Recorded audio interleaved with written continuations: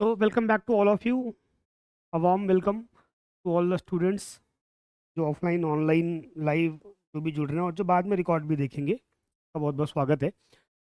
NCERT में हम लोग ज्योग्राफी 6th क्लास की ज्योग्राफी से हमने स्टार्ट किया है। बहुत बेसिक इंट्रो मैंने आपको लास्ट क्लास में दिया था और आज अभी हम 6th क्लास के जो बाकी 2-3 चैप्टर्स हैं अभी पहले हम उसको करेंगे। कोशिश करेंगे कि 2 से 3 चैप्टर्स अभी हम इस वीडियो में इस क्लास में हम लोग उसको सम अप करने वाले हैं। ठीक है, तो द सेकंड चैप्टर इज, दूसरा जो चैप्टर है आप यहाँ पर देख पा रहे हैं, ग्लोब, लैटिट्यूड एंड लॉन्गिट्यूड्स। अगर हम बोलेंगे हिंदी में क्या लिखेंगे तो ऑब्वियसली बात है कि जो ग्लोब होता है उसको ग्लोब ही लिखा जाता है। ठीक है, और लैटिट्यूड्स एंड लॉन्गिट्यूड्स के लिए दो अलग अलग शब्द हैं। एक को हम बोलते हैं अक्षांश लैटिट्यूड को, और लॉन्गिट्यूड को हम बोलते हैं देशांतर। क्या बोलते हैं? देशांतर। लैटिट्यूड इज अक्षांश, लॉन्गिट्यूड इज देशांतर। ये तीनों चीजें हमको अभी समझनी है। ठीक है, ग्लोब क्या होता है ये आप सब जानते हैं। जो अर्थ है हमारी उसका एक छोटा मॉडल वो ग्लोब कहलाता है। जो जिस ग्लोबल वर्ड सुना होगा आप सब ने, तो जियोइड से बना है ग्लोब और ग्लोबल। यहाँ पर आप देख पा रहे हैं, globe is a true model miniature form of the earth. यानी ग्लोब पृथ्वी का एक छोटा वास्तविक प्रारूप है। वास्तविक यानी एकदम जैसी अर्थ है वैसा ही हमने बनाया है। कैसे बनाया है? तो आप देखेंगे जब भी आपने कभी क्लास में ग्लोब देखा होगा तो इसको थोड़ा सा ऐसे झुका के रखा हुआ है हमने। नॉर्मली कोई भी चीज़ होगी जो सीधी ही होगी, मान लीजिए ये बॉटल है, ये सीधी होनी चाहिए, लेकिन हमारी अर्थ एक्चुअल में टिल्ट है ऐसे। ठीक है, अगर हम 90 डिग्री का एंगल बनाएंगे तो वो कैसा बनेगा? वो सीधा बनेगा। लेकिन यहाँ पर क्या है, जो 90 डिग्री का एंगल है वो ऐसे ना बन करके बल्कि वो ऐसे बन रहा है, टिल्टेड है। ठीक है, तो हमारी अर्थ जो है, जो हमारी पृथ्वी है, वो अपने एक्सिस पर, यानी कि इसको जो सीधी लाइन है जो ऐसे होनी चाहिए थी वो एक्चुअल में ऐसी है। ठीक है, इसको हम कहते हैं टिल्ट होना या अपने अक्ष पर झुका होना। ठीक है, आप यहाँ पर देख सकते हैं, यहाँ लिखा हुआ, you will notice that a needle is fixed to the globe. कि ग्लोब के बीच में एक नीडल लगाया हुआ है। आप सबने स्कूल में ग्लोब देखा होगा। ग्लोब इन अ टिल्टेड मैनर, झुके हुए तरीके से, which is called its axis. तो इस टिल्ट को हम क्या बोलते हैं? एक्सिस। अब जो एक्चुअल अर्थ है, पृथ्वी है, उस पर कोई कील नहीं लगी हुई है बीच में। ठीक है, उसके बीच में यहाँ पर किसी तरह का कोई नीडल नहीं है। बस क्या है कि यहाँ पर मैग्नेटिक फील्ड है, तो ये दो अपने आप ही सेंटर बन जाते हैं और अर्थ हमारी ऐसे घूम रही है। ठीक है, एक बात। तो एक तो क्या हो गया, हमारा ग्लोब क्या होता है? अर्थ का मिनिएचर फॉर्म है, एज इट इज जैसा अर्थ है। एक बात, अर्थ हमारी 23.5 डिग्री टिल्टेड है, 23.5 डिग्री झुकी हुई है। दूसरी बात, तीसरा, ये जो बेस है, जो ये नीडल है, इसको हम क्या बोलते हैं? एक्सिस। हिंदी में बोलते हैं इसको अक्ष। तो अर्थ क्या है? अपने एक्सिस पर, अपने अक्ष पर 23.5 डिग्री, 23.5 डिग्री क्या है? टिल्टेड है, झुकी हुई है। ठीक है, ये हो गया। अब इसके बाद फिर हमने क्या किया है, ये जो ग्लोब है इस पर हमने कुछ लाइंस ड्रॉ की हैं। उन्हीं लाइंस को हमने ये नाम दिए हैं लैटिट्यूड एंड लॉन्गिट्यूड्स। हमें अभी केवल इन लाइनों को समझना है।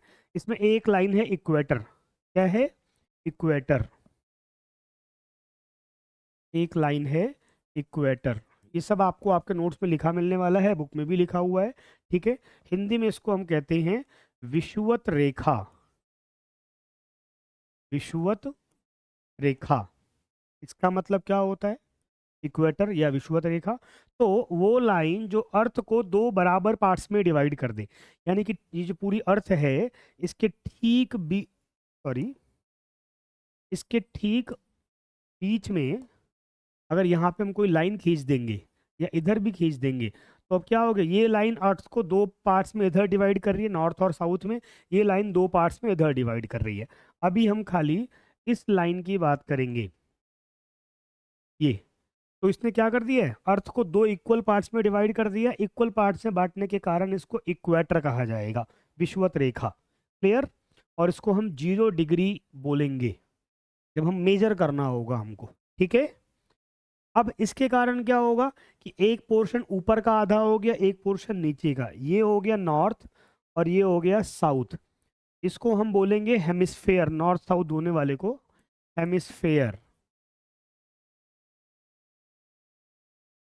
हिंदी में गोलार्ध, ठीक है, यानी गोले का आधा, हाफ ऑफ द सर्कल। तो ये हो गया नॉर्दर्न हेमिस्फीयर, उत्तरी गोलार्ध, और ये हो गया साउदर्न हेमिस्फीयर या southern hemisphere. Is it clear? उत्तरी गोलार्ध, दक्षिणी गोलार्ध, पृथ्वी के दो पार्ट्स में किसने डिवाइड किया है? इक्वेटर ने। चलो ठीक है। इसके बाद अब इसको थोड़ा सा यहाँ पर समझने वाली बात है एक बार, कि ये डिविजन्स बने कैसे। ठीक है, तो हमने क्या किया, हमने जो ये अर्थ है पहले इसको यहाँ पर डिवाइड किया 0 डिग्री। इसके बाद ये जो उसका सेंटर है अर्थ का, यहाँ से हमने हर 1 डिग्री के एंगल पर, जैसे हम कंपास से डिग्री बनाते हैं, तो ये 1 डिग्री है, ये 2 डिग्री है, ये 3 डिग्री है, ऐसे ऊपर यहाँ 90 होगा, यहाँ पर 80 180 हो जाएगा, टोटल 360 होगा। तो हर 1 डिग्री के एंगल पर हमने क्या किया, ऐसी लाइंस ड्रॉ की हैं हमने। ये जो बाहर है ना, जहाँ पे 1 डिग्री है, इस 1 डिग्री पर हमने अर्थ, वो तो गोल है, उसके चारों तरफ हमने एक लाइन ऐसे ड्रॉ किया, एक और लाइन ड्रॉ किया। तो ऐसे यहाँ से 1 से लेकर के यहाँ लास्ट तक कितनी लाइंस ड्रॉ हो जाएंगी? 90। आप देख सकते हैं ये इक्वेटर है, 1 2 3 डिग्री, 20 40 60 80, और एकदम सेंटर पे कौन सा हो गया? 90 डिग्री। उसी को हम नॉर्थ पोल कह देंगे। साउथ में एकदम उल्टा हो जाएगा, 20 30 40 50 90, यहाँ पे साउथ पोल कह देंगे। Is it clear? Very good. तो ये ऐसी लाइंस बन गई। इन लाइंस को हम क्या कहते हैं? इन लाइंस को हम बोलते हैं parallels, parallels of latitude, parallels of latitude. ये लाइन हो गई लैटिट्यूड कहलाएंगी। और चूंकि ये सब लाइन, कोई भी लाइन एक दूसरे को कभी टच नहीं करती, वो हमेशा एक दूसरे से एक फिक्स डिस्टेंस पर पैरेलली हैं, तो they are known as parallels of latitude. Hindi में इन्हीं को हम बोलेंगे समानांतर रेखाएं, समानांतर रेखाएं। टोटल कितनी रेखाएं हैं? तो एक तो 0 डिग्री की रेखा हो गई 1, फिर ऊपर कितनी रेखाएं हैं? 90 डिग्री, प्लस में सदन में भी कितनी है? 90 डिग्री। इक्वेटर से ऊपर 90, इक्वेटर से नीचे 90। टोटल कितनी हो गई? 90 plus 90 plus 1 is equal to 181 lines. तो 181 पैरेलल्स है। ठीक है, क्लियर हो गया? चलो बहुत बढ़िया। अब ये जो पैरेलल्स ऑफ लैटिट्यूड हैं, जो टोटल ये 181 लाइन्स हैं, 0 से लेकर के 90 तक इधर, 0 से लेकर के 90 तक सदर्न हेमिस्फीयर में। कोई कंफ्यूजन किसी को यहाँ पर हेमिस्फीयर वाली बात पर? अच्छा, कैसे होगी 181? ठीक है, सिंपल। अभी हमने यहाँ पर क्या पढ़ा कि दो पार्ट्स हो गए अर्थ के, किसके थ्रू? इक्वेटर के थ्रू, विषुवत रेखा से। एक लाइन कौन सी हो गई है? विषुवत रेखा। इसके बाद हमने इसके ऊपर भी हर 1 डिग्री पर एक एक लाइन खींची है। कोई भी जो गोल चीज होती है वो 360 डिग्री की होती है ना, ठीक है, तो हमने एक एक डिग्री पर यहाँ पे एक लाइन खींची है। Same in the south as well. ठीक है, तो इक्वेटर से ऊपर टोटल 90 डिग्री तक ऐसे 90 लाइंस बनी। एक इक्वेटर 90 प्लस 1, और इक्वेटर से साउदर्न हेमिस्फीयर के अंदर भी, दक्षिणी गोलार्ध में भी कुल कितनी लाइंस बनी है ऐसी? 90। तो 90 plus 90 plus 1 is equal to 181 parallel of latitudes. 181 समानांतर रेखाएं हैं। क्लियर? आप सबको क्लियर? Very good. ठीक है, बहुत बढ़िया, क्लियर। ठीक है, कमेंट ऐसे करते रहा करो, क्लियर। ठीक है ना, अच्छा लगता है। इसके बाद फिर ये जो 181 लाइन है, इसमें कुछ बहुत इंपॉर्टेंट लाइंस हैं। ठीक है, ये इंपॉर्टेंट लाइंस कौन कौन सी हैं ये मैं आपको बताता हूँ। आपको इन इंपॉर्टेंट लाइंस को याद करना है, क्योंकि इसके बेसिस पर फिर हमारी ज्योग्राफी पूरी डेवलप होगी। ठीक है, तो यहाँ पर लिखा हुआ है कौन कौन सी इंपॉर्टेंट लाइंस हैं। There are 4 important lines. ठीक है, नंबर 1 सबसे पहला, अगर आप देखेंगे तो सबसे पहली जो लाइन है उसको हम कहते हैं ट्रॉपिक ऑफ कैंसर। ये जो पूरा गोला है, ये तो जीरो, ये गोला नहीं बना है ठीक तरीके से, अर्थ नहीं बना है, ये 0 डिग्री है। यहाँ पर एक लाइन है 23.5 डिग्री, ये जो लाइन आपको दिख रही है, इसको हम कहते हैं ट्रॉपिक ऑफ कैंसर। हिंदी में कहते हैं इसको कर्क रेखा। तो एक ये इंपॉर्टेंट लाइन है, कि इंपॉर्टेंट क्यों है मैं बताता हूँ अभी, डोंट वरी। दूसरी इंपॉर्टेंट लाइन है ट्रॉपिक ऑफ कैप्रिकॉर्न। यहाँ पर आप देख रहे हैं 23.5 डिग्री साउथ में, 0 डिग्री से नीचे, इसको हम कहते हैं मकर रेखा। कैप्रिकॉर्न होता है ना, मकर रेखा। तीसरी इंपॉर्टेंट लाइन है आर्कटिक सर्कल। यहाँ ऊपर आप देख रहे हैं, ये आपको जो दिख रहा है आर्कटिक सर्कल या आर्कटिक सर्कल या आर्कटिक वृत्त, यहाँ पर आर्कटिक ओशियन है उसके नाम पर इसका नाम पड़ा है। फोर्थ है वो है अंटार्कटिक सर्कल, अंटार्कटिक सर्कल या अंटार्कटिक रेखा, क्योंकि यहाँ पर कौन सा ओशियन है, अंटार्कटिक ओशियन है या अंटार्कटिका जिसको हम कहते हैं, तो फिर ये अंटार्कटिक हो गया। ठीक है, तो ये इंपॉर्टेंट है। और एक और अगर हम जोड़ना चाहें तो 0 डिग्री तो खैर है ही, ठीक है ना, वो काउंट करें या ना करें। ये सब इंपॉर्टेंट लाइन्स है। क्यों इंपॉर्टेंट लाइन्स है बताता हूँ। 0 डिग्री तो वो लाइन है जो अर्थ को इक्वली दो पार्ट्स में डिवाइड कर रही है, नॉर्दर्न हेमिस्फीयर उत्तरी गोलार्ध, सदर्न हेमिस्फीयर दक्षिणी गोलार्ध। उसके बाद जो 23.5 कर्क रेखा ट्रॉपिक ऑफ कैप्रिकॉर्न है और 23.5 मकर रेखा ट्रॉपिक ऑफ कैप्रिकॉर्न मकर रेखा है, इसके बीच का जो रीजन है ये लगभग एक जैसा है सनलाइट को रिसीव करने के मामले में। यानी यहाँ पर जो धूप पड़ती है, सूरज की जो रोशनी पड़ती है वो इक्वली पड़ती है, उसका नेचर कैसा है, सेम है। ठीक है, यहाँ पर बहुत ज़्यादा सूरज की रोशनी पड़ती है, दिन के टाइम्स लंबे होते हैं, तो इसको हम कहते हैं टॉरिड जोन, या हिंदी में सिंपली कह देंगे उष्ण कटिबंधीय क्षेत्र। ये मैं अभी नेक्स्ट में बताऊंगा, इसलिए इंपॉर्टेंट है। इसके बाद का जो बाकी रीजन है, जो सेकंड कलर आप देख रहे हैं, यहाँ पर क्या हो जाएगा कि यहाँ पर सूरज की रोशनी कंपैरेटिवली कम डायरेक्ट पड़ेगी। कम डायरेक्ट क्या है ये मैं समझाता हूँ अभी, कम डायरेक्ट पड़ेगी, तो यहाँ पर यानी हीट कम आ रही है। और जो लास्ट का रीजन है ये वो रीजन है जहाँ पर हीट ना के बराबर आ रही है, केवल लाइट आ रही, हीट आती नहीं है। ठीक है, तो ये इंपॉर्टेंट लाइंस हो गई हैं। कोई कंफ्यूजन? अब इन लाइंस के बेस पर जो भी नाम दिए, यहाँ पे जो आपको तीन ये अलग अलग कलर शेड दिखाई दे रहे हैं, इनको हम कहते हैं हीट जोन्स। क्या कहते हैं? Heat zones. ठीक है, यहाँ नेक्स्ट आप यहाँ देख सकते हैं, यहाँ लिखा हुआ है heat zones of the earth. Hindi में इसको बोलेंगे पृथ्वी के ताप कटिबंध। ताप मतलब टेम्परेचर, कटिबंध मतलब होता है बेल्ट, टेम्परेचर बेल्ट एक तरीके से। ठीक है, तो ये अलग अलग हीट जोन क्यों बने हैं, ये लाइनें इंपॉर्टेंट क्यों हमने बनाई है, मैंने बोला लाइट में कम ज़्यादा क्यों होता है, इसको समझिए। तो मान लो ये एक सरफेस है, ये जो बुक सी दिख रही है, इसके सामने जो टॉर्च दिख रहा है इसको अभी आप प्रेजेंटली सन मान लो। ठीक है, अब अगर सन यानी टॉर्च इससे लाइट आएगी और इसके सामने एक फ्लैट सरफेस है, एकदम सीधा सरफेस है, तो क्या होगा, उस पर इक्वली लाइट पड़ेगी उस पूरे रीजन में। ठीक है, इक्वली लाइट पड़ रही है तो सब जगह बराबर हीट और लाइट जाएगी। ठीक है, ऐसा नॉर्मली होगा। तो बट एक्चुअल में क्या है, मैंने बताया था कि हमारी जो अर्थ है, मैंने स्टार्टिंग में बताया हमारी जो अर्थ है उसके साथ क्या है कि वो टिल्टेड है, यानी वो झुकी हुई है अपने एक्सिस पर, अपने अक्ष पर, वो सीधी नहीं है। वो 23.5 ऐसे झुकी हुई है, झुकी वो राइट साइड में है।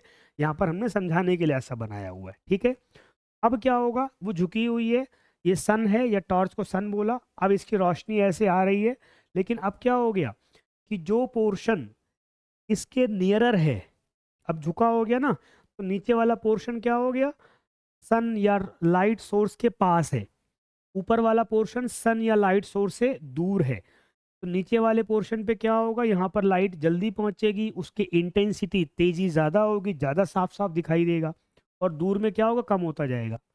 आप सबने देखा होगा, कभी अगर आप गाड़ी बाइक पर चलते हैं तो उसकी लाइट जल रही होती है, जितना दूर हम जाएंगे तो उसकी लाइट कम होती चली जाती है ना।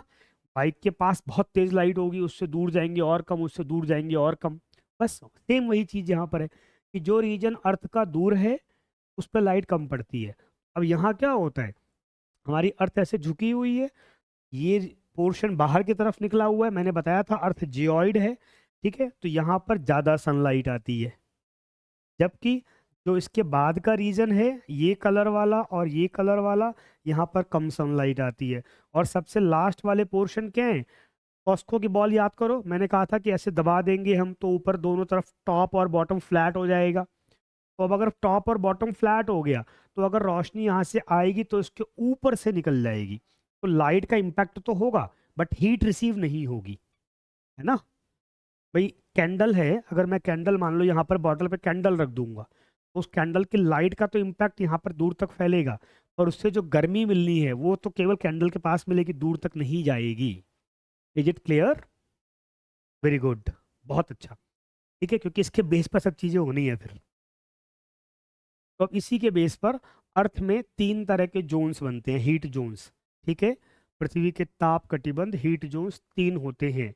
1 2 3। नंबर 1 सबसे पहला होगा, उसको हम कहते हैं टॉरिड जोन या उष्ण कटिबंधीय, उष्ण कटिबंध। ठीक है, टॉरिड यानी ज्यादा टेम्परेचर है, उष्ण यानी गर्मी वाला इलाका। क्यों? जो सेंटर का रीजन है ये वाला, यहाँ पर सबसे ज्यादा गर्मी रिसीव हो रही है, हीट रिसीव हो रही है। ठीक है, आप यहाँ देख सकते हैं, midday sun never shines overhead on latitude et cetera et cetera, ये ऊपर वाला। दूसरा जो रीजन है उसको हम कहते हैं टेम्परेट जोन, या हिंदी में कहेंगे शीतोष्ण कटिबंध।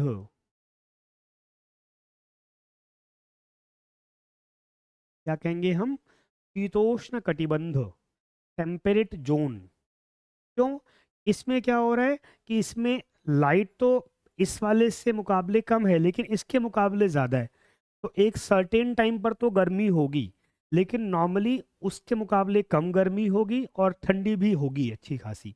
और थर्ड रीज़न है, ये हो जाएगा फ्रिजिड जोन। इसको हम कह देंगे ध्रुवीय क्षेत्र, पोलर जो इलाका है। क्यों? यहाँ पर तो खाली सन की लाइट आ रही है, हीट तो आ ही नहीं रही है। तो यहाँ पे 90% टाइम पर क्या होता है, वो इलाका 90% कह रहा हूँ मैं, 100% फ्रिजिड रहता है, यानी कि बर्फ से ढका हुआ रहता है, जैसे नॉर्थ पोल और साउथ पोल। डिटेल यहाँ पे दे रखी है। क्लियर हो गया? तो तीन जोन बन गए, तो ऑब्वियस सी बात है कि जो बीच का जोन होगा, यहाँ पर ज़्यादा हीट रिसीव होगी, वेजिटेशन ज़्यादा होगी, जंगल ज़्यादा होंगे, नदियाँ ज़्यादा होंगी। बाकी जगह फिर कम होता चला जाएगा, बाकी जगह इलाके ठंडे होते चले जाएंगे। ठीक है, कोई कंफ्यूजन बेटा यहाँ पर किसी को? हाँ वेरी गुड, इसीलिए जो यूरोप है वो ठंडा है, बिल्कुल ठीक बताया आपने, है ना। स्विट्जरलैंड, नॉर्वे, स्वीडन, फिनलैंड, तो ठंडे इलाके हैं, कारण यही है, कारण यही है। ठीक है, लेकिन ठंडा इलाका तो इंडिया के अंदर भी है, हिमालय है ना, तो हिमालय क्यों ठंडा है? जबकि वो तो इसी टॉरिड जोन में ही आता है, या उससे बाहर है? चलो बताऊंगा उसको मैं, और हिमालय ठंडा क्यों है ये भी बताऊंगा, क्योंकि एक और फैक्टर भी काम करता है। अभी हमने लैटिट्यूड की बात की, टोटल लैटिट्यूड्स कितने होते हैं, उसमें 5 प्रोमिनेंट लैटिट्यूड्स हैं। अब नेक्स्ट है लॉन्गिट्यूड। लॉन्गिट्यूड क्या होता है? तो जैसे पहले वहां पर हमने अर्थ को ऐसे लाइंस खींची थी, अब यहाँ पर हमने एक और काम किया, हमने अर्थ में नॉर्थ पोल से साउथ पोल तक भी लाइन खींची। ये क्या है? नॉर्थ पोल, इसके नीचे ठीक क्या है? South pole. तो हमने सबसे पहले सेंटर में एक लाइन खींच दी, इसको हमने क्या बोला? 0 डिग्री। इसने क्या किया? इसने अर्थ को दो पार्ट्स में डिवाइड कर दिया, इस लाइन को हमने पूरा पूरा ऐसे गोले पे खींचा, तो इधर ईस्ट हो गया और इधर वेस्ट हो गया। ठीक है, ये हो जाएगा ईस्टर्न हेमिस्फेयर, पूर्वी गोलार्ध, क्योंकि अगेन अर्थ दो पार्ट्स में इक्वली डिवाइड हो गई। पूर्वी गोलार्ध, हेमिस्फेयर आधा गोला। ये हो गया वेस्टर्न हेमिस्फेयर, पश्चिमी गोलार्ध, हाफ ऑफ द सर्कल। ठीक है, तो ये ईस्ट ये वेस्ट। और फिर हमने क्या किया, हमने हर 1 डिग्री के एंगल पर नॉर्थ पोल से साउथ पोल तक एक एक लाइन हम खींचते चले गए ऐसे। ठीक है, अब और सेम ऐसे ही वेस्ट के अंदर भी। ठीक हो गया? अब कोई भी गोल चीज होती है वो हमेशा कितने डिग्री की होती है? 360 डिग्री की। तो ये ईस्ट वाला, ये वेस्ट वाला, इधर कुल लाइनें कितनी होंगी? 180। इधर कुल लाइनें कितनी होंगी? 180। 180 ईस्ट में, 180 वेस्ट में। क्लियर? तो कुल 360। इन लाइंस को हम क्या बोलते हैं? लॉन्गिट्यूड्स। इन लाइन को हम क्या बोलते हैं? लॉन्गिट्यूड्स। हिंदी में कहते हैं देशांतर।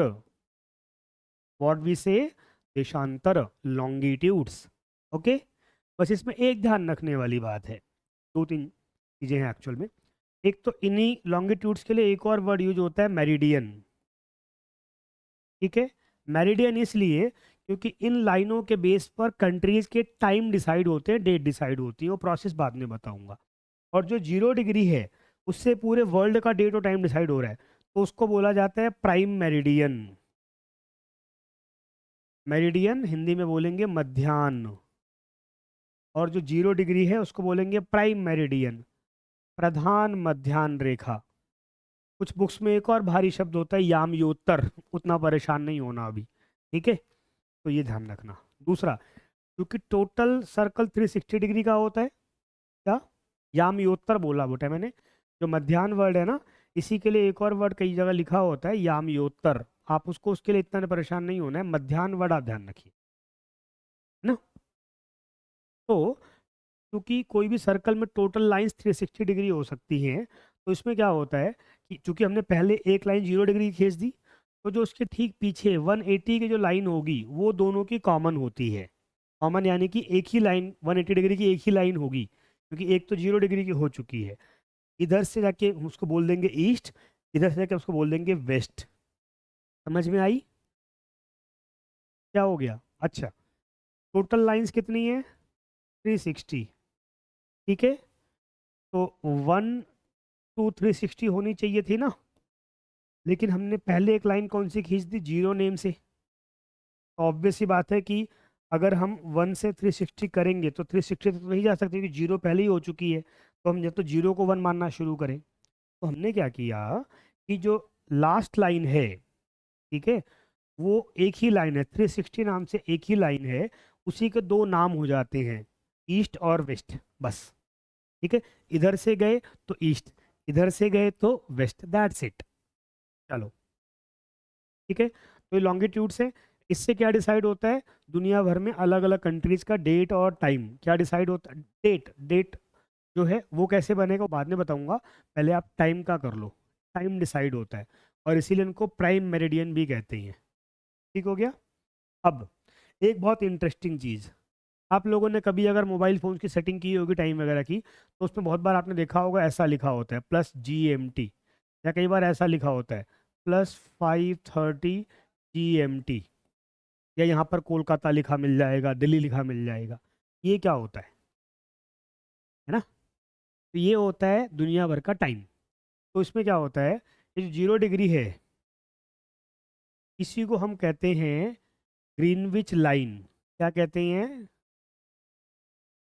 Greenwich line. क्यों कहते हैं? क्योंकि ये लंदन में एक जगह है, एक शहर है जिसका नाम क्या है? ग्रीनविच। वहाँ से पास होती है। ठीक है, वहाँ पर ऑब्जर्वेटरी है जहाँ पर बैठ के डिसाइड किया गया, तो उसको नाम क्या दे दिया गया? ग्रीनविच लाइन दे दिया गया। ठीक है, और हमने क्या कहा कि जब सूरज यहाँ पर दोपहर के 12 बजाएगा, जब दोपहर हो रही होगी यहाँ पर, कहाँ पर? लंदन के ग्रीनविच में, उस टाइम के रेफरेंस में बाकी सबका टाइम डिसाइड किया जाएगा। ठीक है, तो इसीलिए जीएमटी की फुल फॉर्म क्या होती है? Greenwich mean time.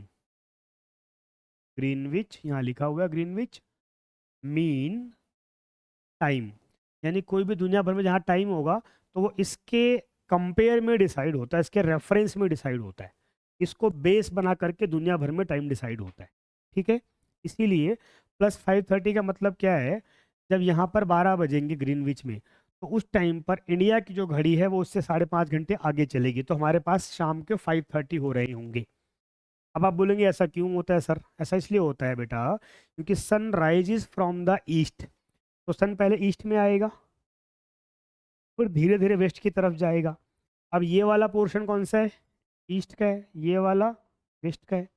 तो सन पहले मान लो यहाँ पर आया, यहाँ पे मॉर्निंग हो गई। अब अगर यहाँ मॉर्निंग है तो यहाँ पे उससे पहले जो जहाँ से सन घूम के आया वहाँ पे तो नाइट होगा। यहाँ मॉर्निंग हुई, फिर सन और आगे बढ़ेगा, यहाँ मॉर्निंग होगी, और आगे बढ़ेगा, यहाँ मॉर्निंग होगी, और आगे बढ़ेगा, यहाँ मॉर्निंग होगी। मॉर्निंग आगे बढ़ती जा रही है, लेकिन जहाँ जहाँ पे मॉर्निंग खत्म हो गई वहाँ पे तो दोपहर हो चुका होगा। ठीक है, फिर जहाँ जहाँ पे दोपहर खत्म हो गई वहाँ पर तो इवनिंग हो जाएगी। तो जब सन लंदन में पहुँचता है, जब वहाँ पर दोपहर होती है, तब तक हमारे यहाँ क्या हो चुका होता है? इवनिंग, क्योंकि लंदन इंडिया से वेस्ट की तरफ है। ठीक है, तो जब हमारे यहाँ इवनिंग होता है, तब सन वहाँ पे दोपहर कर रहा होता है। तो दैट्स वाई डिफरेंस है। I hope this is very clear to all of you. कोई कंफ्यूजन इसमें किसी को? यस। हाँ, +5:30 मतलब जब यहाँ पर 12 बज रहा है तो उससे 5 घंटे ज़्यादा होंगे। कई जगह ऐसा भी होता है -5:30 लिखा होता है मान लो, तो ये यहाँ पर लिखा होगा एकदम वेस्ट में। क्यों लिखा होगा? इसका मतलब जब लंदन में दोपहर के 12 बज रहे हैं तो वहाँ पर टाइम उससे 5.5 घंटे पीछे चल रहा है, यानी वहाँ पर सुबह के 7:30 हो रहे होंगे। ठीक है ना, यहाँ दोपहर हो गया, यहाँ पे दोपहर करके सूरज वहाँ मॉर्निंग करने चला गया। ठीक है, ऐसा। चलो, I hope this is very clear to all of you. बहुत बढ़िया। तो जो लॉन्गिट्यूड होता है इसके बेस पर टाइम और डेट डिसाइड होता है, एक बात। दुनिया भर के अलग अलग देशों में वहाँ पे कौन सा लॉन्गिट्यूड पास हो रहा है वो उसके बेस पर अपना टाइम डिसाइड करेंगे। दुनिया का टाइम लंदन की जीएमटी ग्रीनविच मेन टाइम के उस पर डिसाइड होगा। ओके, अब ये आप देख सकते हैं, ये दुनिया का एक वर्ल्ड का मैप दिया हुआ है।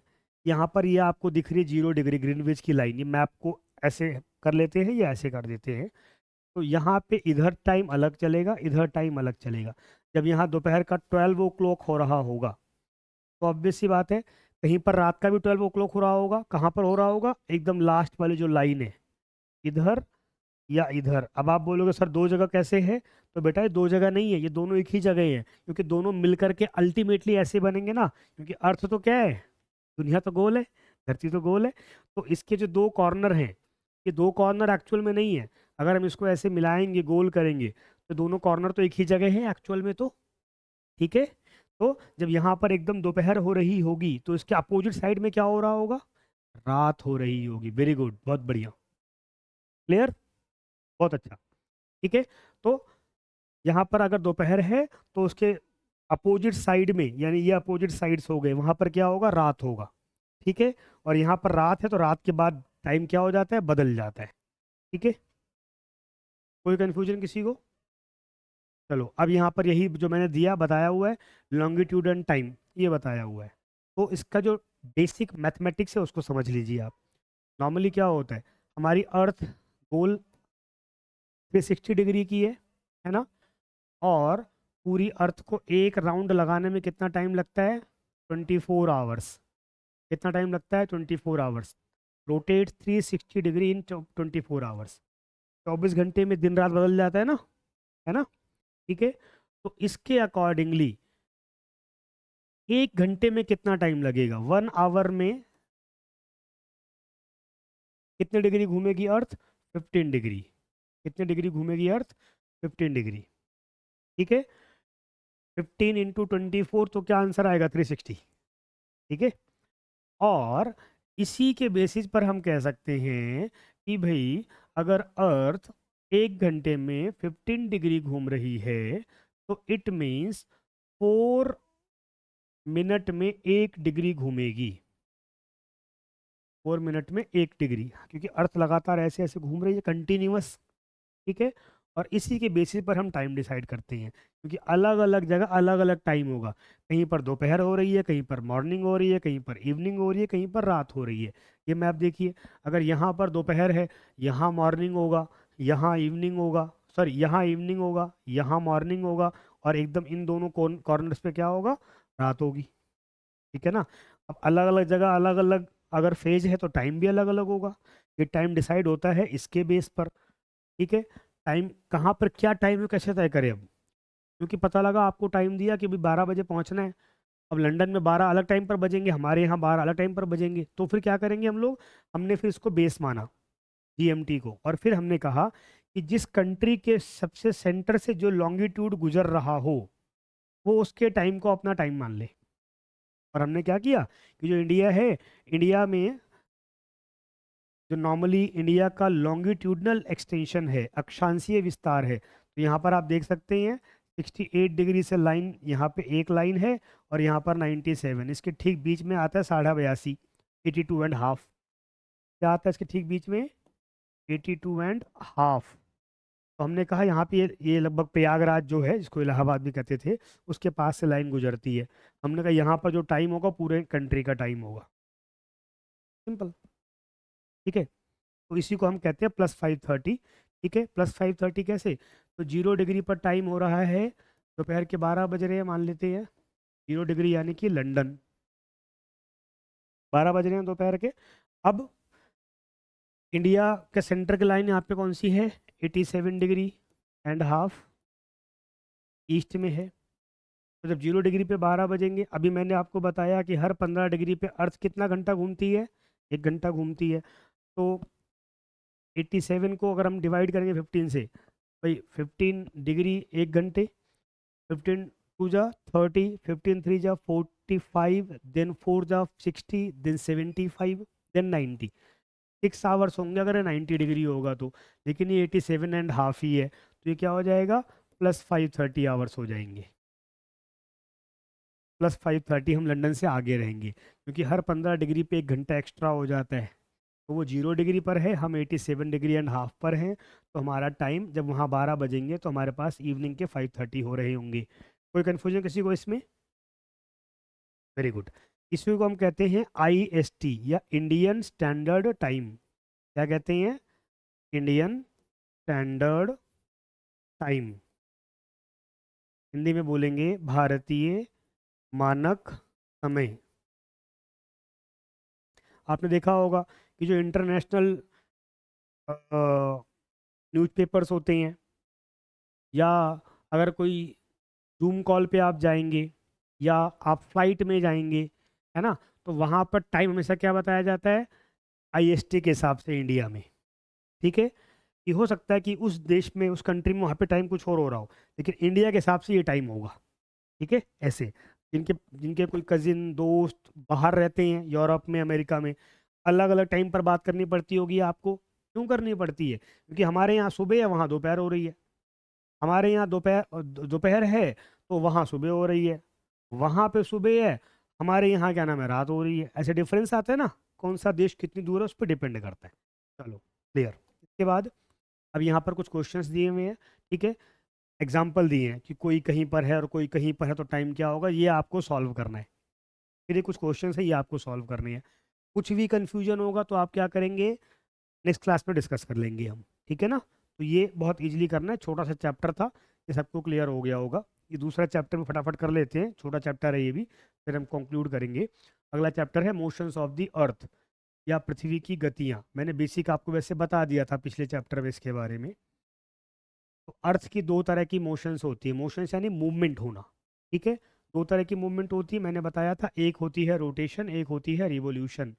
रोटेशन को ही हमने क्या बोला था, घूर्णन। रेवोल्यूशन को क्या बोला था, परिक्रमण।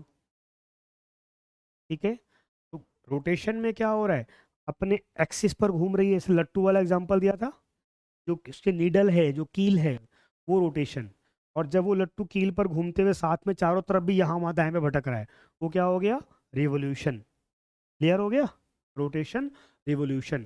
ठीक है, एक बात। दूसरा, इसमें बहुत इंपॉर्टेंट लाइन है, ऑर्बिटल प्लेन दिया हुआ है, यानी कि कक्षीय समानता। ठीक है, अब कक्षीय समानता मतलब क्या है, तो हमारी अर्थ ऑलरेडी टिल्ट है, झुकी हुई है 23.5 डिग्री, और झुकने के बाद फिर क्या होता है, अगर ये सीधी होती मान लेते हैं, ठीक है, तो ये सीधी अर्थ होती, और ये वो रोटेशन जिस पे ये घूम रहा होता कक्षा में, लेकिन अभी ये झुकी हुई है, ये ऐसे है और इस लाइन पे घूम रही है। तो यहाँ पे जो एंगल बनता है जिस लाइन पर घूम रही है और झुकाव का, वो बनता है 66.5 डिग्री, 66.5 डिग्री का। इसको हम कक्षीय समतल कहते हैं। ठीक है, या कक्षीय समानता। तो इसके कारण क्या होता है, एक लाइन बनती है, उसको हम कहते हैं सर्कल ऑफ इल्यूमिनेशन। उसको हम क्या कहते हैं, मैं कलर चेंज कर देता हूं, सर्कल ऑफ इल्यूमिनेशन। हिंदी में इसको बोलते हैं प्रदीप्ति वृत्त। क्या बोलते हैं जी, प्रदीप्ति वृत्त। क्या होता है प्रदीप्ति वृत्त? इस इमेज को बहुत ध्यान से देखो। अब यहाँ से सन की लाइट आ रही है, ये हमारी अर्थ है, ये टिल्टेड है, तो अपने एक्सिस पर भी ऐसे ऐसे घूम रही है, सेंटर में ऐसे ऐसे, और चारों तरफ भी घूम रही है सन के। तो इसके कारण क्या होगा कि ये जो आपको येलो कलर दिख रहा है ये वो पोर्शन है जो सन की तरफ है जहां पर दिन होगा। अर्थ पे हमेशा आधे अर्थ पे क्या होगा, दिन, आधे अर्थ में क्या होगा, रात, क्योंकि गोल है ना अर्थ। तो जो पोर्शन सन की साइड है वहां पर क्या होगा, दिन, डे। जो अपोजिट में है वहां पर क्या होगा, नाइट, रात। वेरी गुड, समझ में आ रहा है, बहुत बढ़िया। तो ये जो लाइन है जहां पर डिवाइड होता है कि इसके इधर दिन है इसके इधर रात है, इसी लाइन को क्या बोलते हैं, सर्कल ऑफ इल्यूमिनेशन, प्रदीप्ति वृत्त। इसके इधर हमेशा क्या है, डे, इसके इधर हमेशा क्या है, नाइट। अब जब यही अर्थ घूम जाएगी तो क्या हो जाएगा, जो डे वाला पोर्शन है वो कहाँ चला गया, नाइट में। नाइट वाला पोर्शन किधर आ गया, डे में। ये प्रोसेस लगातार चलता रहता है, इसी को हम डे नाइट कहते हैं। तो रोटेशन के कारण ये हो रहा है। ठीक हो गया। एक पोल हमेशा डे में रहता है, एक पोल हमेशा नाइट में रहता है। बहुत बार आपने खबर सुनी होगी कि जो नॉर्थ पोल है वहां पर 6 महीने की दिन होती है या 6 महीने का रात होता है। बिल्कुल ठीक बात है। क्यों होता है ऐसा, क्योंकि जब ये पूरी अर्थ घूम रही है तो जो उसके ऊपर के दोनों पोल हैं वो तो फिक्स है, वहीं पर घूम तो रहे हैं, लेकिन वो जगह थोड़ी बदल रहे हैं अपनी, क्योंकि वो तो सेंटर है, वो तो बेस है। तो वहां पर क्या है, ये नॉर्थ पोल दिख रहा है आपको, अभी ये डे साइड है।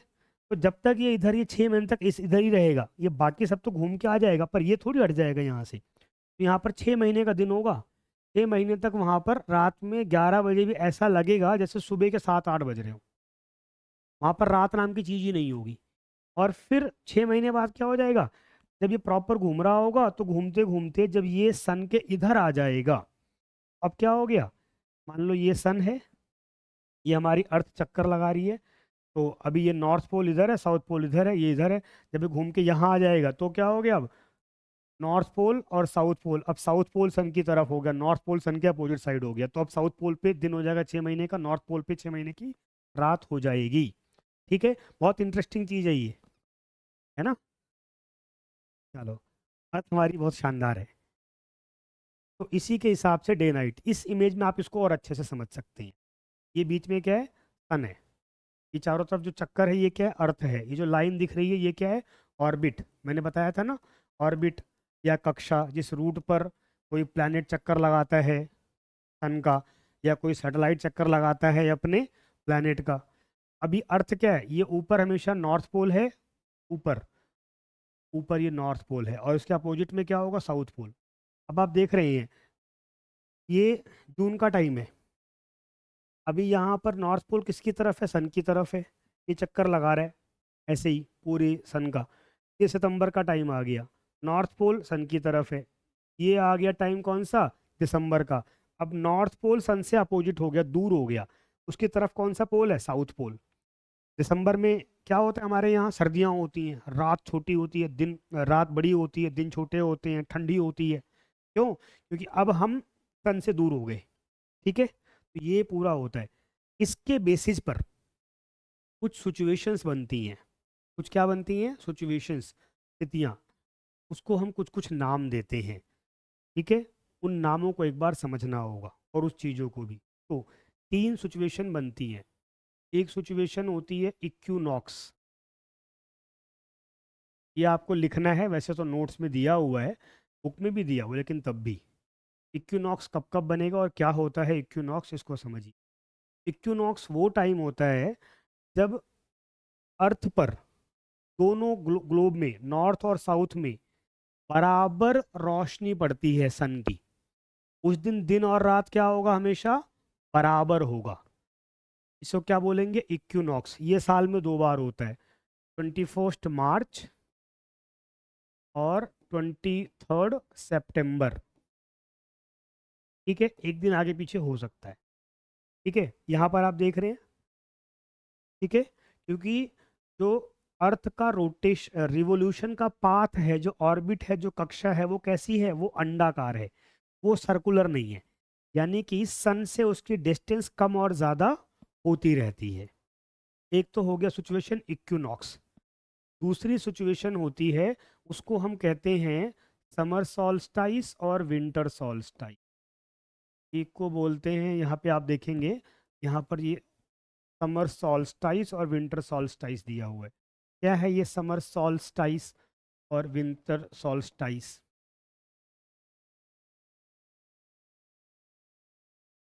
समर सॉल्स्टाइस और विंटर सॉल्स्टाइस। समर सॉल्स्टाइस कब देखने को मिलेगा हमको? 21 जून को। और विंटर सॉल्स्टाइस कब देखने को मिलेगा हमको? 22 दिसंबर को। ठीक है। हिंदी में इसके लिए वर्ड होता है, समर वाले के लिए, ग्रीष्म अयनांत, और विंटर वाले के लिए होता है शीत अयनांत। अब इसको मैं समझाता हूँ बहुत इंटरेस्टिंग वे में। एक वर्ड होता है अयन। अयन मतलब होता है हाफ। ठीक है। तो क्या होता है, मैं कलर चेंज कर रहा हूँ, आपको ध्यान से समझ में आएगा। जो सन है, ठीक है, देखो अभी मार्च, ये मार्च और सितंबर में दोनों जगह क्या होता है? इक्विनॉक्स। यानी कि जब दिन और रात क्या होंगे? हमेशा इक्वल होंगे। दिन भी 12 घंटे का, रात भी 12 घंटे। क्यों? क्योंकि अर्थ पर नॉर्थ और साउथ दोनों जगह इक्वल रोशनी पड़ रही है। समझ में आ रहा है आप लोगों को? ऑनलाइन में सबको क्लियर? Very good. ठीक है। तो अर्थ जो है, नॉर्थर्न पोर्शन साउदर्न पोर्शन है, नॉर्थ पोल साउथ पोल। तो मार्च और सितंबर में क्या होता है कि दोनों पर इक्वल रोशनी पड़ रही होती है, क्योंकि सेंटर से लाइट डिवाइड हो रही होती है। लेकिन मार्च से लेकर सितंबर तक ये एक फेज होता है 6 महीने का। फिर सितंबर से लेकर के और मार्च तक ये दूसरा फेज होता है 6 महीने का। ये पूरा मिला करके 1 साल हो गया। अब इस फेज में क्या होता है मार्च से लेके सितंबर तक, कि इस फेज में मार्च से सितंबर तक नॉर्दर्न पोल की तरफ रोशनी ज़्यादा पड़नी शुरू होती। क्यों? यहाँ पर इक्वल था।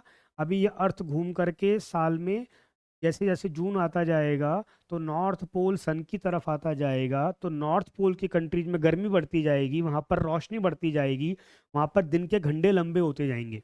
दिसंबर में अगर दिन हो रहा है, सुबह लेट सूरज निकलता है, शाम को जल्दी अंधेरा हो जाता है, होता है ना। और गर्मियों में देरी से होता है, सुबह जल्दी सूरज निकलता है, रात को देर से सूरज जाएगा। क्यों? क्योंकि नॉर्थ पोल सन के पास आ गया अब। ठीक है। और वापस इस सिचुएशन में आने में इसमें कितना टाइम लगता है? इसको 6 महीने में। ठीक है। इसको हम बोलते हैं एक अयन। फिर अगेन यहाँ से दूसरा सिचुएशन, इसको बोल देते हैं दूसरा अयन। इसी के लिए उत्तरायन और दक्षिणायन, यानी कि जब नॉर्थ पोल सन की तरफ है और जब साउथ पोल सन की तरफ है, इसको बोल देंगे उत्तरायन, इसको बोल देंगे दक्षिणायन। तो इसी को ज्योग्राफी में क्या कहते हैं?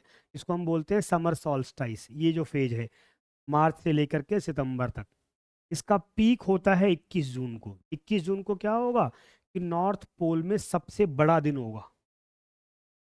दिन में सबसे ज्यादा उस दिन सूरज की रोशनी हमको मिलेगी, और दिन से होगा बड़ा होगा। ठीक है। और रात छोटी होगी। अपोजिट साइड में ठीक उल्टा हो जाएगा।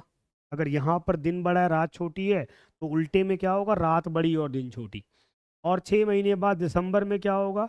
तब नॉर्थ जो है वो हमारा इससे बाहर चला गया। आप देख सकते हैं इधर रोशनी ज़्यादा है, यहाँ पर आप देखेंगे ना, ये ऊपर नॉर्थ पोल है, इधर लाइट ज़्यादा मिल रही है साउथ वाले को, साउथ वाला सन की तरफ है। अब क्या होगा? साउथ में दिन बड़ा होगा। तो दक्षिण साउथ मतलब इंडिया का साउथ नहीं, south pole, Antarctica, Brazil, Australia, वो सब। तब वहां पर क्या होगा? वहां पर दिन बड़े बड़े होंगे, खूब गर्मी होगी। हमारे यहाँ तब क्या होता है? दिसंबर में ठंडी होती है, दिन छोटे होते हैं, रात लंबी होती है। क्लियर हो गया? तो 21 जून को सबसे बड़ा दिन कहाँ पर होगा? नॉर्थ पोल में, 21 जून। 22 दिसंबर को कहाँ पर होगा? South pole. ठीक है। ये हो गए सॉल्स्टाइस। इक्विनॉक्स दोनों जगह बराबर दिन, ये कब होता है? 21 मार्च 23 सितंबर, नॉर्थ और साउथ दोनों जगह। समर सॉल्स्टाइस 21 जून, नॉर्थ में, नॉर्थ हेमिस्फेयर में सबसे बड़ा दिन। विंटर सॉल्स्टाइस 22 दिसंबर, सबसे बड़ा दिन साउथ पोल में। ठीक है। तो ये यहाँ पर दोनों दे रखे हैं। ठीक है। अब इसमें एक वर्ड और एक और इम्पॉर्टेंट फैक्ट होता है, जो मैंने 2 लाइनें आपको बताई थी ट्रॉपिक ऑफ, यहाँ बताई थी पिछले चैप्टर में, Tropic of Cancer and Tropic of Capricorn. याद आ रहा है ना? अब क्या होगा कि जब नॉर्थ पोल झुका हुआ है सन की तरफ, तो यहाँ पर जो ट्रॉपिक ऑफ कैंसर है, इस पर डायरेक्ट लाइट पड़ती है, तो इन सब जगहों पर बहुत गर्मी होगी। सर्दियों में उल्टा हो जाएगा। सर्दियों में नॉर्थ पोल तो सन से बाहर की तरफ चला गया, अब सन इधर आ गया है, या हम कह सकते हैं कि अर्थ सन के अपोजिट चली गई है, तो अब साउथ पोल उसकी तरफ है, तो ट्रॉपिक ऑफ कैप्रिकॉर्न पे ज़्यादा लाइट पड़ेगी, यहाँ बहुत ज़्यादा गर्मी होगी, ऊपर ठंडी हो जाएगी। ठीक है। चलो I hope this is very clear to all of you. तो ये हो गई हमारी अर्थ की मूवमेंट, दो तरह की मूवमेंट है, equinox, summer solstice, winter, that's it. ठीक है। और जो नेक्स्ट चैप्टर है, इसमें अगला चैप्टर है मैप्स, मानचित्र। अब इसमें ज़्यादा कुछ करने का नहीं है, इसमें बताया हुआ है कि मैप होता क्या है और कितने टाइप्स के मैप होते हैं। तो मैप क्या होता है ये आप सब जानते ही हैं, क्या होता है मैप, है? Very good. तो बस अर्थ जो है उसको, सरफेस को एक पेपर पे लेकर के आना, उसमें क्या क्या है वो बताना, उसको स्केलिंग करना, नापना, ये क्या होता है, मैप होता है। मैप कई तरह के होते हैं। एक होता है फिजिकल मैप, ठीक है, या भौतिक मानचित्र।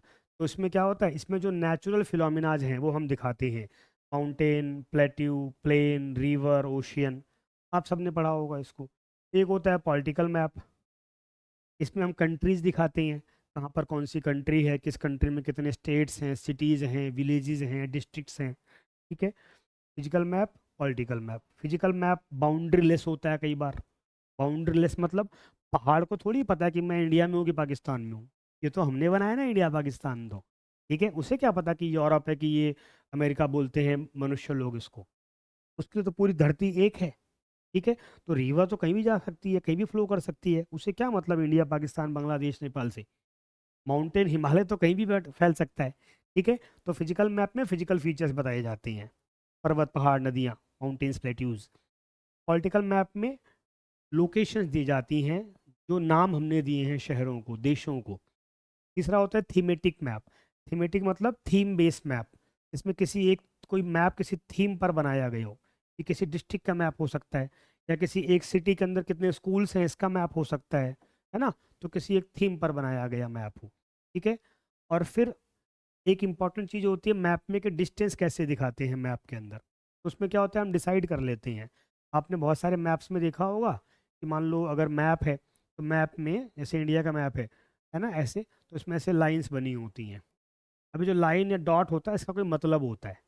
तो मैप के लास्ट में यहाँ पर कई बार देखा होगा आपने, यहाँ पे लिस्ट से क्या लिखा होता है, ये देखिए ये एक स्केल बना हुआ है ऐसे, और यहाँ पर लिखा है 0 से 10, 10 से 20, 20 से 30।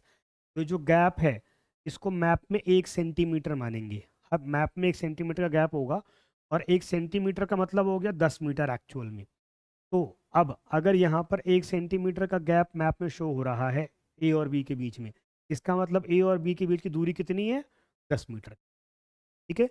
मैप में तो हम एक्चुअल डिस्टेंस दिखा नहीं सकते, हमको तो हजारों किलोमीटर को एक पेज पे लेके आना होता है। ठीक है। तो हम क्या शो कर देते हैं कि अगर कहीं पर एक डॉट है, तो एक डॉट का मतलब है 100 किलोमीटर। तो अगर मान लो कि ये ए प्लेस है और ये प्लेस बी है, बीच में इसके 1 2 3 4 5 डॉट लगे हैं, एक डॉट का मतलब 100 किलोमीटर। तो ए से बीच की दूरी कितनी हो गई, 5 dots is equal to 500। Clear हो गया, बहुत बढ़िया। हाँ, ये हम डिसाइड करेंगे, ये जो स्केल होता है ना, ये कौन डिसाइड करता है, तो हम खुद डिसाइड कर सकते हैं जो मैप बना रहा हो।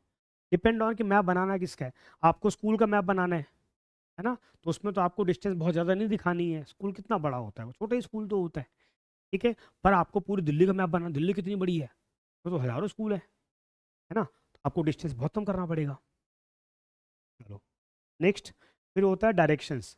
मैप में डायरेक्शंस, तो नॉर्मली क्या होता है कि डायरेक्शंस हमेशा इस तरीके से होते हैं। हमेशा मैप में ऊपर क्या होगा, नॉर्थ, अपोजिट में साउथ, ईस्ट, वेस्ट, ये एक जनरल फिनोमिना है। लेकिन तब भी मैप में शो किया जाता है, जैसे यहाँ पे ये मैप दिख रहा है आपको, अब इसने यहाँ पर शो कर रखा है, ऊपर एरो दे रखा है कि इधर नॉर्थ है। तो अगर आपको कोई भी एक डायरेक्शन पता लग गई, आप बाकी सब डिसाइड कर सकते हो कि इसके अपोजिट में हमेशा क्या होगा, साउथ इधर क्या होगा, ईस्ट इधर क्या होगा, वेस्ट इधर होगा, नॉर्थ ईस्ट इधर होगा, नॉर्थ वेस्ट ऐसे ही हो जाएगा।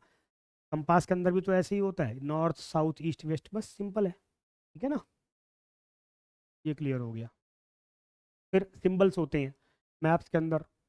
अब डिपेंड ऑन मैप किस चीज़ का बनाया है, तो आप खुद से सिंबल बना सकते हो, दिखा सकते हो। हम सब ने बनाया होगा ये 6th 7th 8th 9th वगैरह में मैप्स, वहाँ पर हमने तय कर दिया इस लाइन का मतलब रोड मानेंगे, इसका मतलब रेल लाइन मानेंगे, कहीं पे ये कलर ऐसा होगा तो उसको हम कोई रिवर मान लेंगे, डिपेंड ऑन। ऐसे प्लस का रेड में सिंबल होता है, सबको पता है इसका मतलब होता है कि हॉस्पिटल या एम्बुलेंस, ऐसे। तो ये मैप है, ये बहुत बेसिक चीज़ है, आपको पता होगा, इसमें कोई बहुत बताने की ज़रूरत नहीं है, लेकिन आप लोग उसको भी पढ़ेंगे। ठीक है। चलो फिर मिलेंगे अगली क्लास में, हम बाकी के 2 चैप्टर्स हैं उसको फिनिश करेंगे, और फिर हमारा ये प्रॉपर ये बुक ख़त्म हो जाएगी। Good day, bye bye.